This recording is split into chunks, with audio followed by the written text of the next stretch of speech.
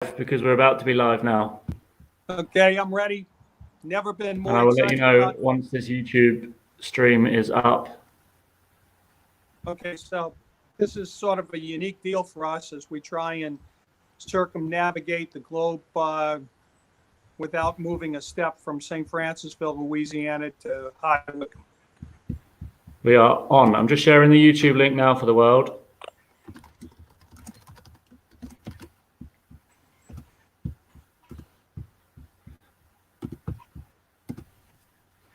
Bear with us 1 second. We have an audience already, so we're good to go.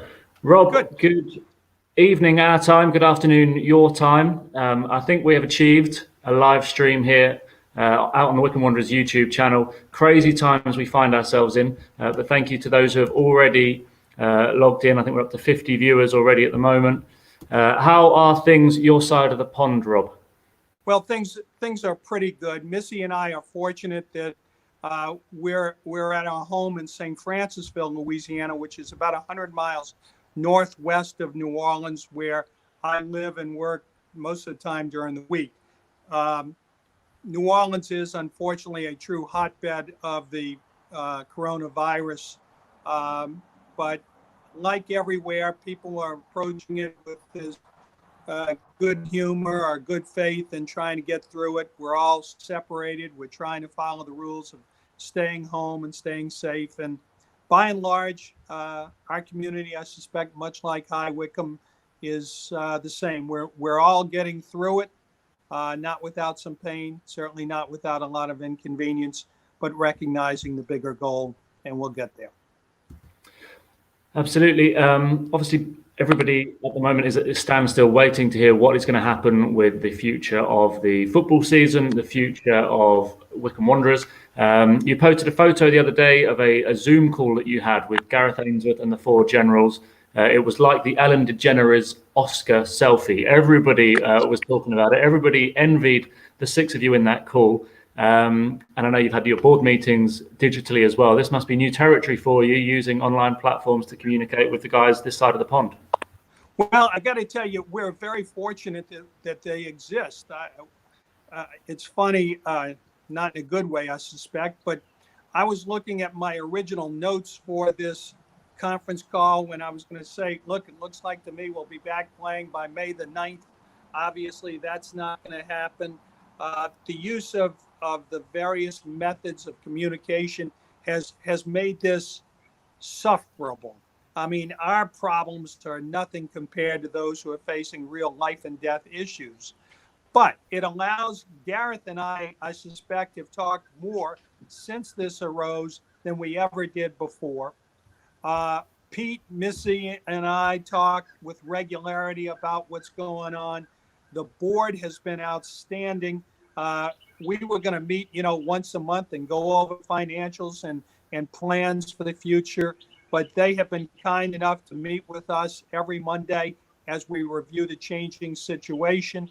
And I can't say enough about the players in Gareth for how they have reacted to this. We've had to make some very hard decisions. We've tried to do it with a couple of things in mind. First, my foremost obligation is to make sure this club survives this pandemic. It may not be the most important thing when you look at the life and death issues, but one day we're going to be through this and people are going to want to go out and watch their football team play. And we will have, I think, managed to reverse it in the best fashion possible.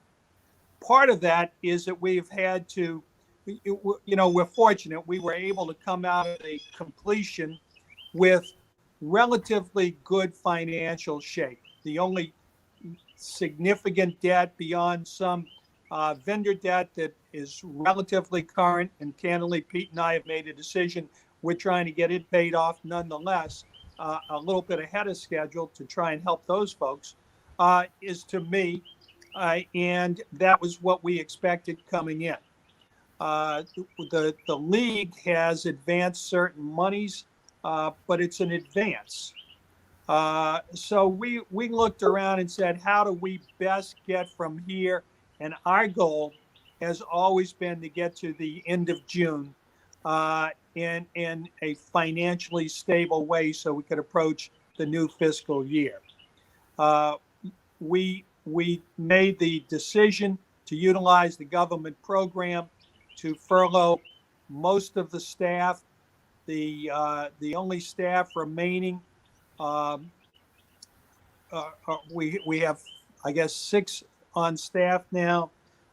Pete, Don, who's involved in our finances, Kelly, who's involved with the players and their transactions, Neil, who is our commercial manager, obviously Matt, because we believe it's critical that we be able to communicate throughout this with the fans and our sponsors, and Richard Piercy, who has been kind enough to assist us as we take care of all of our security needs. On the football side, you saw and you can see the Generals. They could not have been better. They agreed to the furlough. They agreed to working with us. Now, for both the staff and the non-staff, we have agreed that we will be paying them 100% of their anticipated wages, because we don't want anybody hurt if we can avoid it through this. So we know it's going to be somewhat painful for us, but we'll get through it. But Matt, a long way, and you were supposed to keep my answers short, of saying that this telecommunications works because we're able to look each other in the eye. We're able to talk about it and come to common sense solutions to the issues. Well, also, we are grateful to be joined by 274 people presently. And if I press this button, we can, I think, start to see some comments on the screen. So I just want to say a big hello to Dave Gardner, who's joined us. Also to Josh, I believe, whose comment may or may not appear, depending on technology.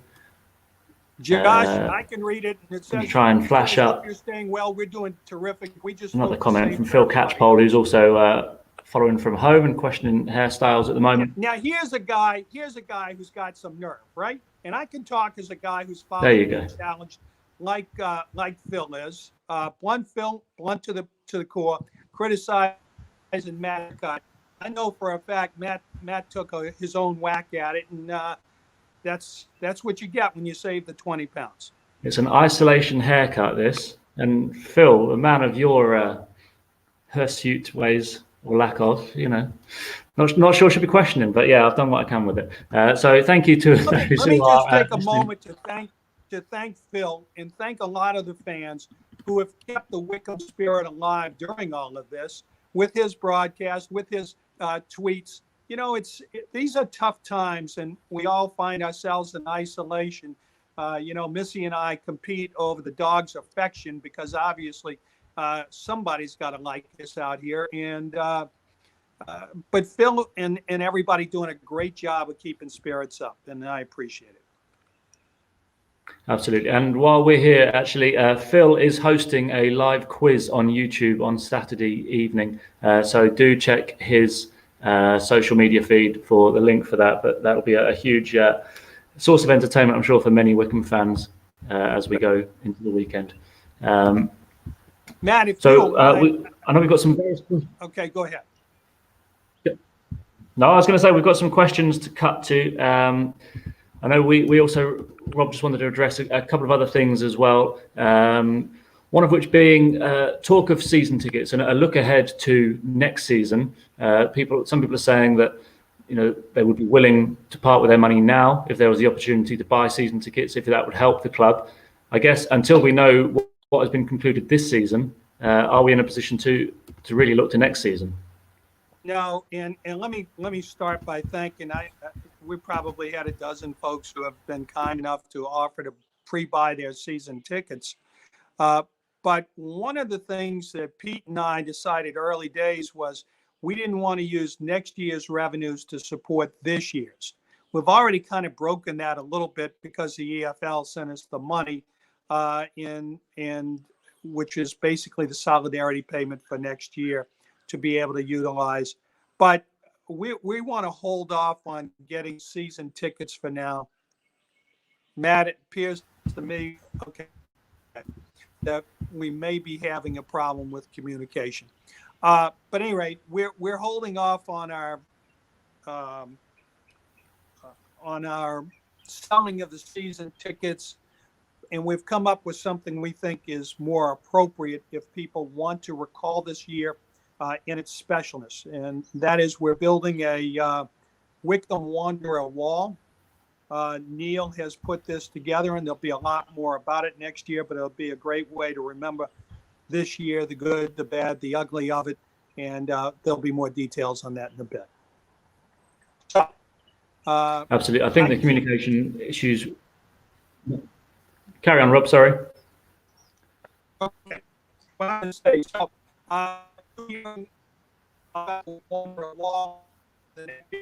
one of the things that we're working on a lot of really, but so much of it requires that we figure out where the heck we are this year and where we're going next year. Nobody knows how this season will end. I just saw the Scottish leagues, with the exception of their Premier League, canceled their season. I see that the Belgian teams are talking. Well, in fairness, the Scottish teams are talking about doing it. The Belgian teams have done it. I suspect that the EFL is going to probably have us play June and July, which is fine, and play it out if we can play at that point. My only thought is I don't want this thing to drag out where we ruin 2 seasons instead of just the one. So I'm sorry, Matt. Go back to you if you would. No, I think that'll be good. For those maybe that didn't hear as it cut out, there will be a launch of a Wanderer wall. This is an area outside the entrance to Adams Park, inside the stadium, but outside the players' entrance, where you will be able to purchase a tile. There'll be more details coming tomorrow, initially for season ticket holders. As Rob said, to commemorate this crazy season, an incredible season in so many ways. Wickham fans will be able to buy a tile for themselves, for a loved one, maybe a baby who was born this season, maybe a loved one who passed away this season, and there'll be more information on that tomorrow, and we'd absolutely love as many of you as possible to buy those tiles. Well, I think there is one thing that I'm going to mention about it. I said I'd put off the announcement till tomorrow, but as you went through it, I think what'll be important is, unlike most of these walls where they're just used as a fundraiser, this really will show the community of the Wickham Wanderers. We expect to put all of the players' names and numbers up on the wall. We expect to put all of the staff going back to the start of the season through the end of the season on the wall with some special commemoration. So it'll be looking for people who want to demonstrate that they were part of this community at that time. Fantastic. We are going to move to some viewer questions now, and one pertinent one that's been talked about over the past few months. And Ben Stallard has put the question: when is the under-23s coming? Talk of a B team that potentially may be arriving here at Wickham Wanderers. Well, if we had not had the pandemic, we would be talking about its formation now, because Pete and Gareth had already begun the work along with Andrew to put the bones of that together, with our expectation of beginning to fill in those spots this summer. I don't know of a reason why we would hesitate to do it at this stage, other than somebody's got to tell me when this season ends and when the next season begins. It will be in that interim period that we will put it together. So I would hope that we would be up and about whenever the next season takes place. And on a similar vein, a question coming up now from Dan Clark. In terms of planning for next season, we saw the call that you had with the Generals and with Gareth. Clearly, you're keeping in touch with everybody about what the future looks like, whether it's this season and next season. Is there any light you can shed on Dan's question there? Yeah, Dan, what I can tell you is that it is foremost in our mind.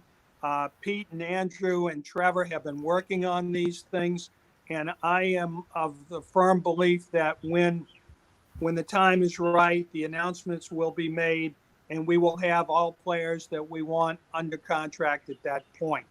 The problem with it is that from the players' standpoint, they're getting conflicting advice from the PFA. From an owner standpoint, we get certain advice from the EFL. But our goal and our continued pursuit will be to get everybody under contract sooner rather than later. And at the appropriate time, the announcements will be made. And, and Gareth may have something to say about this, and I'll ask him. Maybe Matt, if Gareth's out there, we can get him on board and we can talk about it. But it's a delicate walk we're doing right now. If this had not happened, I can assure you everybody would be under contract by now. I suspect everybody will be under contract fairly soon. Hello. But the man, the myth, the legend has now joined us, and maybe he's got something to say. Gareth, are you growing that beard just because you're in isolation? I'm doing my Tom Hanks impression while we get back, So I'm going to see how long we can get before the football season starts again. That's it. Well, we were just answering the question, Gareth, while you were coming on board. People were asking me, where do we stand on contract negotiations? And what I've told people is we're still working on it. We expect to have everybody signed up, and we'll make the appropriate announcement as soon as sort of there's a break in the action in terms of where are we for this season and where will we go next. Is that a fairly good answer? Yeah, no. Obviously, hello everybody, and thanks for tuning in. But yeah, we've been on this. We've got serious intentions of keeping our best players for the foreseeable future. So I've no worries. It's just this situation at the moment that's thrown a few things into into juggling mode, really, with the advice players are getting from various sources, and we're going to try our best to keep our best players without a doubt. And I know that I've been speaking to Rob, as you well know, Rob, and Pete and Andrew are well on the contract situation. We know who's up, we know who we want to keep, and yeah, I'm sure you'll all find out in due course. And I think Gareth would echo me on this. When we have talked about how do we react to this pandemic, we have been consistent throughout.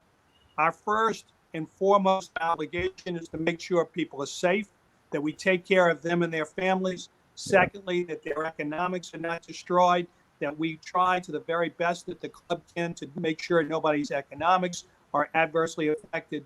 And third, and this is where Gareth and I talk probably more than we ever have, is how do we prepare in this bad time for next year?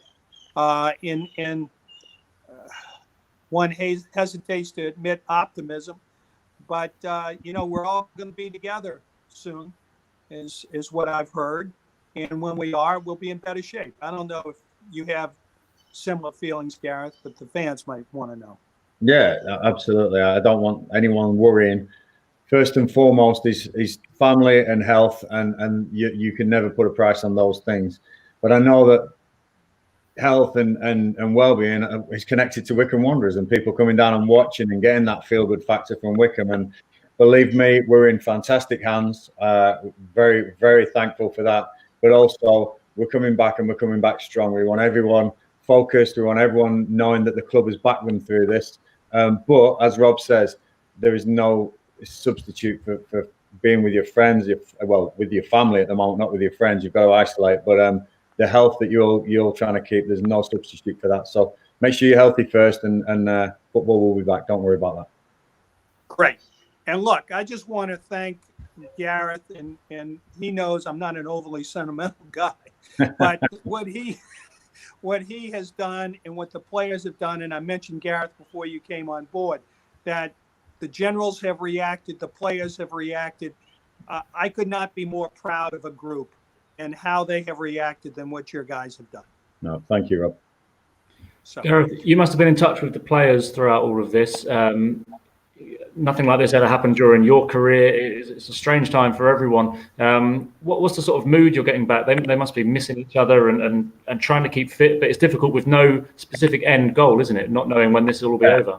It's a real tough one, All I can liken it to ever is when I had some serious injuries. I was out for a year at one stage, and you feel out in the wilderness. You feel like you've nothing to focus on. And you know what, Matt? The big thing for me was the manager at that time was talking to me all the time and kept talking to me. And there's no reason I can't talk to the boys. I'm making sure, I'm making an absolute point that I speak to every boy, every player once a week, find out where they are, sometimes twice a week. You know, the generals have been on board. We're chatting all the time. But definitely once a week, I want to see their well-being. I want to pass them on numbers that they can call if they need anyone. They all know they can come to me, and we can sort anything out. But I know that some clubs aren't contacting their players as much, and that's their way. But I tell you what, talking has always been a big thing for me in relationships with my players. So every one of them gets the. It takes me a good 2 or 3 hours to some of the talking they go on, but I don't mind it.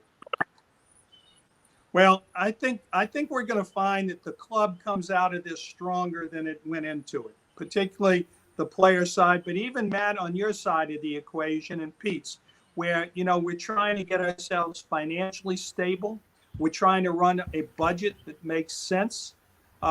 It will be absolutely interesting to see how all clubs come out of this, because some clubs entered into real trouble and how they survived, to be candid. But they will, I suspect.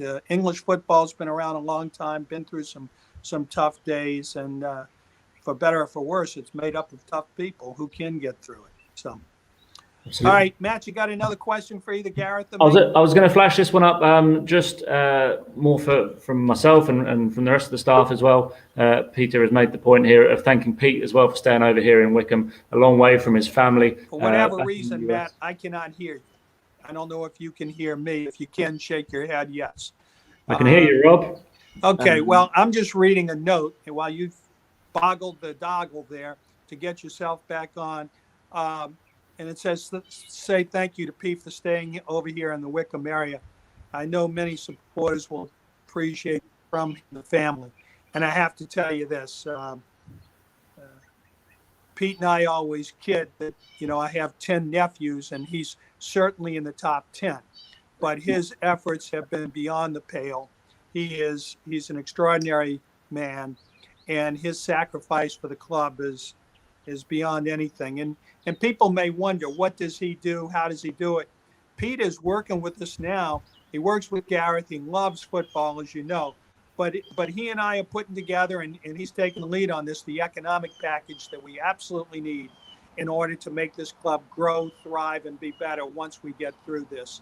And so, yeah, I'll say this without equivocation. Everybody owes him a great deal of thanks for what he's done. Okay, Matt, your job is to ask a question. My job is to see if I can read lips.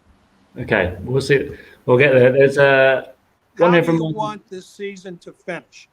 Well, that's simple. And this ought to be easy for Gareth. Win 10 games, get the automatic promotion and the league championship. 30 points ought to do it for us, is the way I look at it, given all the strain of everybody else. Now, here's where I am. I have thought about it a lot. I want us to win it on the field, and I think we are capable of doing it. I think our club is as good as any in the league. I don't want to play behind closed doors. That's just a personal preference for me. Football is all about, you've heard this from me from day one, having a hot dog, drinking a beer, seeing your buddy, yelling at Gareth because he put the wrong guy in at the wrong time. All of that's part of the fun of playing, of going to the game.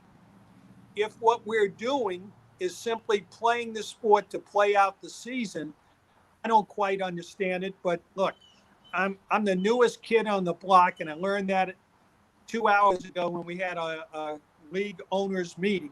And literally nobody has owned a club less time than I did before this pandemic.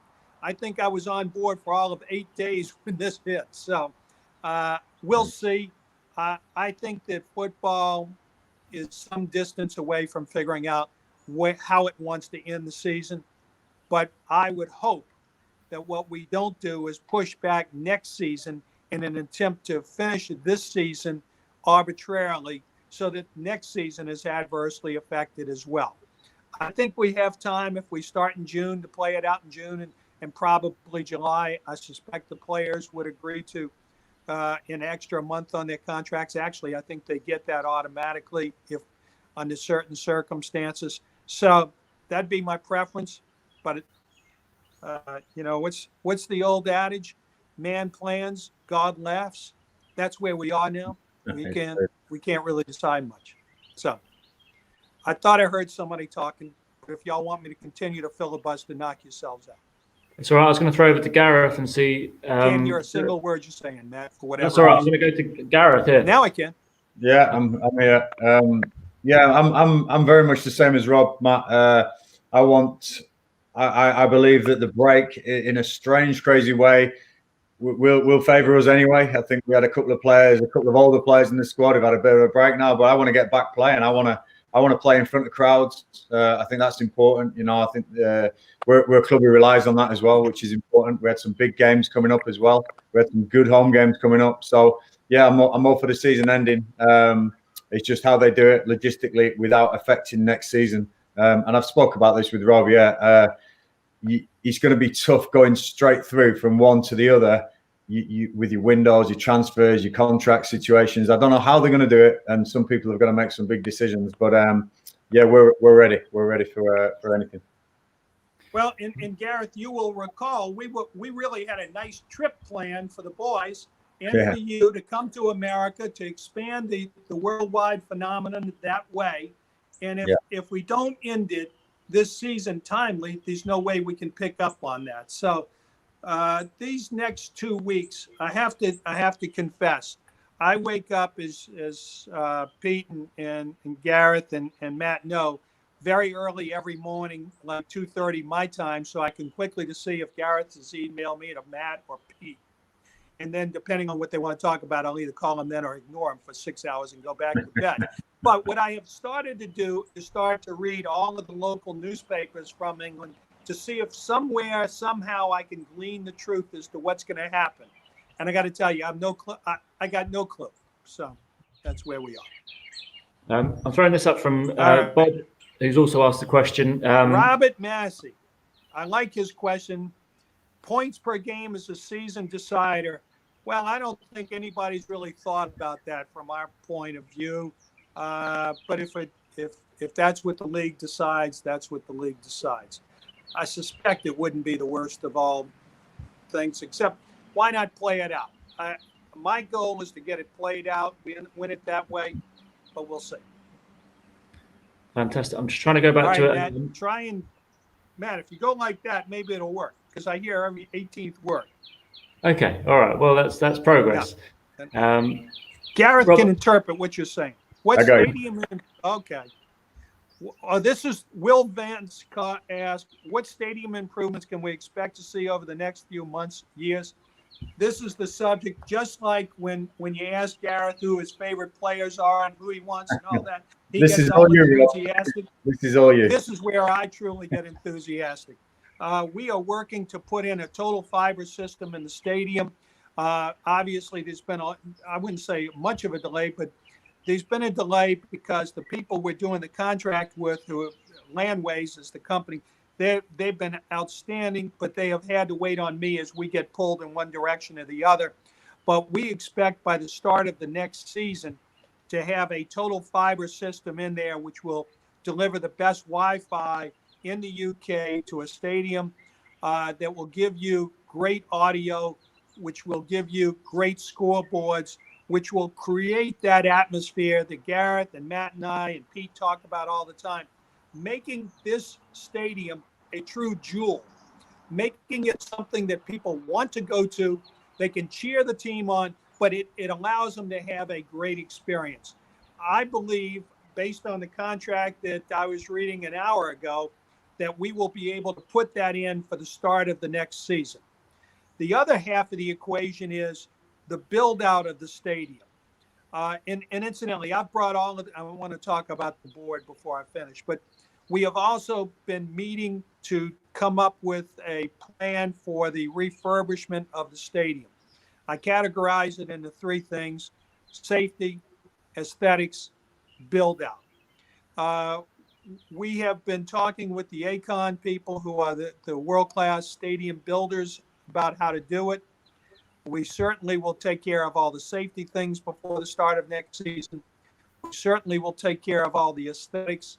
And if I can get my way and I can talk Pete into the right financing on it, we will build out our stadium so that we can move the Chairboys Village in through the gates. So you'll want to come to the game early.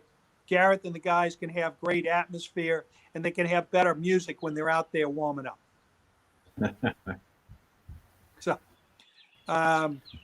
that's okay. One more. Will the pitch be redone during the break? Here's a news break. Flash. We needed to make sure that we were not doing anything that violated either the letter of the law or the spirit of the law during this break. We have been informed that work on the pitch does neither. That in fact, people recognize grass grows, pitches need tender care, and while nobody would equate it as an essential service similar to a nurse or a physician, it is necessary, and therefore the government has told us it is permitted for us to work on our pitch and on our training grounds. I want to say yesterday we began work on the pitch to redo it. You may recall that before last season, we were unable to do it as a club. The club lacked the finances. Yep. We've decided, and Gareth and I talked about this a long time. When it first started, we thought we might be playing by April the 15th. We put it off, and plus the growing season, as he explained to me, was not that good in March. But now we're in prime growing season. I think we're all resolved to the fact that we won't start play before the 1st of June at the earliest. So we made a calculated decision to go forward. That means they strip the field of all the present dirt and grass. They repair the deso, which it has not been done in 2 or 3 years. They're going to redo the pitch, and hopefully by the time we're allowed to play again, the pitch will be in excellent shape. At the same time, and again, you have to be very careful because we never want to violate the admonition to be safe and to keep people at home. But these folks have been told by the government that it's okay for them. We're working on the training facility as well to try and make those grounds better for the lads when they come back. Fantastic. So, I'm going to throw one up for. This is one for Gareth. What positions is Gareth looking to strengthen in the summer? Yeah, we've got a plan going forward. I'm not about to start naming positions with the current squad I've got because obviously they all want to know that they're playing and they all want to know their positions are safe. There's plans in place. We can't give away too much, but some of the loan players perhaps may go back. Some of the loan players perhaps will try and sign. So there's a little hint there of positions that we might be lacking when the window opens again. Young Paul Smith has done fantastic for me. Nandi is going to be a cracking player as well. Players like that will add again the same type of player. But I think keeping that in house at the moment, the position one for me is the right thing to do. I got 10 games to go with the current squad without worrying anyone too much. But don't worry, the plans are in place and the scouting's being done. So. You'll hear in due course, but let's get this season finished first. I appreciate it. All right, Matt, one more chance for you to actually articulate something people can hear. I'm reading through some questions. I'm trying to avoid a lot of. Gareth, you're going to have to translate. Not much. No. I'll throw one in here from. Okay. There you go. Are there any plans to make it easier to get to the stadium or at least enough decent parking? With small kids, it's hard getting them to come when we can't guarantee a parking spot. I always try and be honest with people. It is something we've asked ACON to look at for the first. I don't know that there's any guarantee on the parking at the present time. When we redo the stadium, we envision being able to expand the parking slightly. But think about it. When we finish this, we'll have the capacity for about 10,500. Right now, we have an 8,500 seat stadium. If you have one car per 5 people, 6 people, you still need 2,000, 2,500 seats. places for cars. So we're looking into other options coming down the road as you enter, getting some better parking. But ultimately, that's probably our toughest battle, is finding better parking. Gareth, I'm going to throw another one up from you. You'll know lots of questions. You'll This know is Jake Jake, Stanley me and Lavender. Wickham. Hi, Gareth. Oh, look, Gareth, this one's for you. No I'm a worries. bit confused in all this, as well as missing the players. I would just like to know, what are the aims for next season and this one if it continues? Okay, no problem. Yeah. Well, this season, obviously, this season was agreed in June, July, when I first met Rob, that there was going to be no worries in April, and we're in April.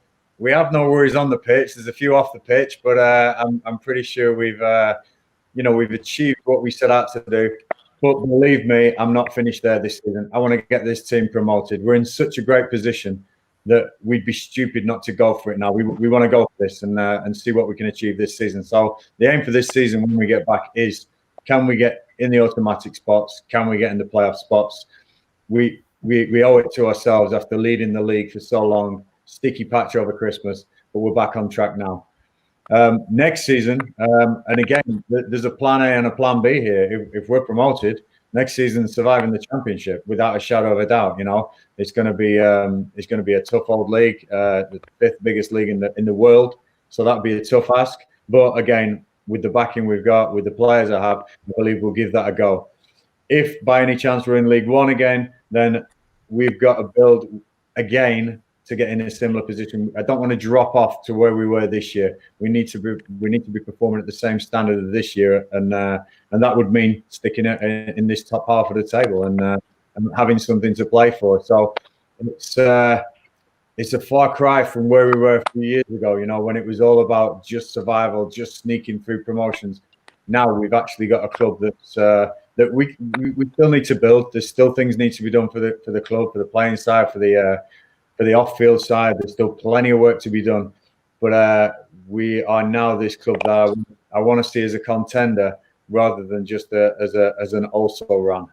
Those days hopefully have gone, and it's my job to make sure on the pitch that we are contenders.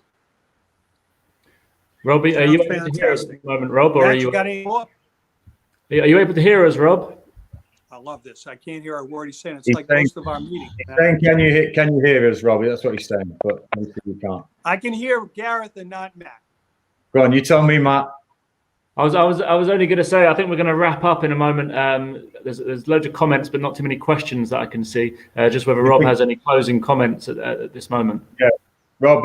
Matt's saying we're going to wrap the show up in a minute. There's plenty of comments, but not many more questions.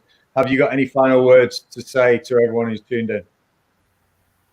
Yeah, I want to do this, if you don't mind. I need to thank the staff. We talked about Pete and Matt, but I'm talking about everybody from the top to the bottom has been terrific. I need to thank the players because they have been spectacular. You hear from other clubs about some of their players and their disenchantment. You guys have been leaders. And I'm talking about leaders not just in football, but in getting involved in the community, being advocates for staying at home, staying safe, taking care of the NHS and the like. And that means a lot because this club is really, at the end of the day, and I had one fellow that sent me a note and says, how do you expect to continue this relationship with the community? And I think it's led by folks like Gareth, by the players, by Matt, by Pete, by everybody. We are this community, and we recognize it every day. And so I'm gonna steal a phrase from a very kind and great lady that we will meet again, and it's gonna be great. So I'll leave you with that. Gareth as well, thank you so much for joining us. Everyone hopes we'll be seeing you soon back at Adams Park. But in the meantime, I guess all you can do is keep the boys focused and sharp and ready to come back, all guns blazing. Yeah, like I was saying earlier, I speak to them regular, and as Rob says, I can't thank the players enough. They've been great, even down to the fans. The one can donations that came in just show that we're all still together in this. They got the food bank really up and running in Wickham at a time when The community is going to need that sort of stuff. And I want to just reiterate with Rob, you know, we're going to meet again. It's going to be soon, and it's going to be all guns blazing. We're going to need you. We're going to need you down Adams Park. We're going to need all back together. And you know what? This will make us stronger. This little adversity will make us stronger and more together. And I look forward to it. In that case, we're going to call it a day there. Thanks Thank you, everyone Matt, who tuned in. Thank you for all the comments. This video will remain on YouTube for you to look back. Apologies for the technical problems we had during it, but it wouldn't be Wycombe Wanderers and it wouldn't be internet issues at this time. So, as I say, thanks to everyone that's joined us. Thank you to Rob, thank you to Gareth, and everyone stay safe, stay inside, wash those hands. Let's all get back to Adams Park as soon as we can. Take care. Cheers, everyone. Bye-bye. Yes.